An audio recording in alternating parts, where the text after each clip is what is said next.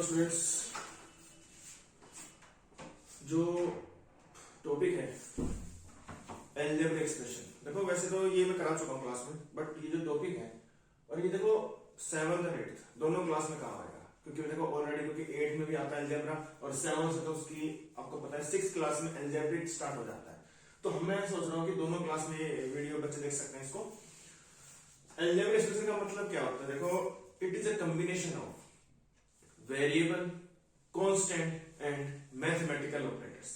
आप सबने पढ़ा होगा कि मैथमेटिक्स होता है, उसकी ब्रांचेस होती है, उसमें एक ब्रांच होता है अलजेब्रा, जिसमें हम वेरियस टाइप ऑफ वेरिएबल्स के बारे में पढ़ते हैं, it is called an algebra, और उसी से बना है अलजेब्रिक एक्सप्रेशन। देखो जैसे कि मैं लिख दिया यहाँ पे x प्लस वाई, इसके अंदर वेरिएबल है, कौन से वेरिएबल क्या होते हैं जिनकी वैल्यू फिक्स नहीं होती, that is called the literals.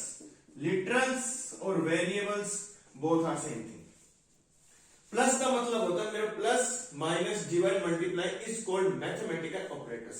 ये दोनों में काम आता है, क्योंकि अगर आपके पास मान लो यहां मैंने x और y लिख दिया, इसका मतलब क्या है, ये x इंटू वाई है, इसमें भी मेरा ऑपरेटर क्या है, इसमें मेरा मल्टीप्लाई मैथमेटिकल ऑपरेटर यूज ना आ रहा है। Okay, that is it is a combination of, जैसे मैं लिख दिया x प्लस 2 है, अब इसमें वेरिएबल है, कांस्टेंट है और क्या है, एक mathematical operator is called an algebraic expression. Okay, combination of variable, constant and mathematical operators.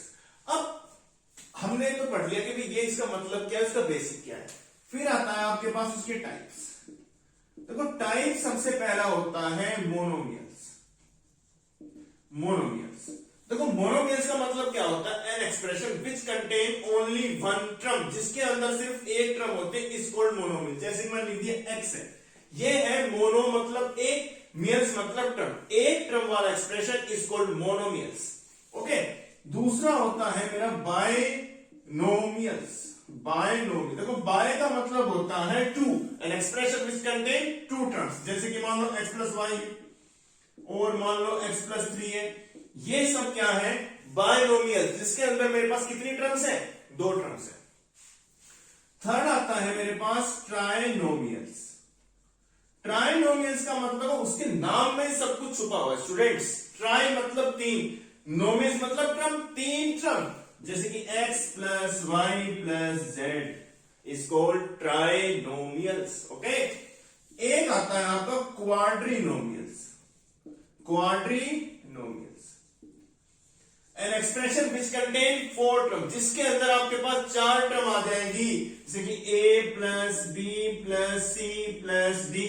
Quad का मतलब होता है 4, क्वाड्रीनोमियल्स। अब आता है आपके पास मल्टीनोमियल्स।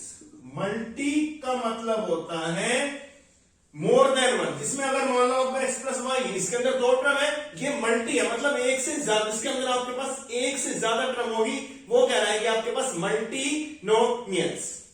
अब सबसे इंपॉर्टेंट है स्टूडेंट्स पोलिनोमियल्स। पोलिनोमियल्स का मतलब क्या होता है, पोली मीन्स मेनी। अब सबको मैंने बताया था क्लास में पॉलीगन्स, पता है, the figure which are made up of line segment, a closed figure.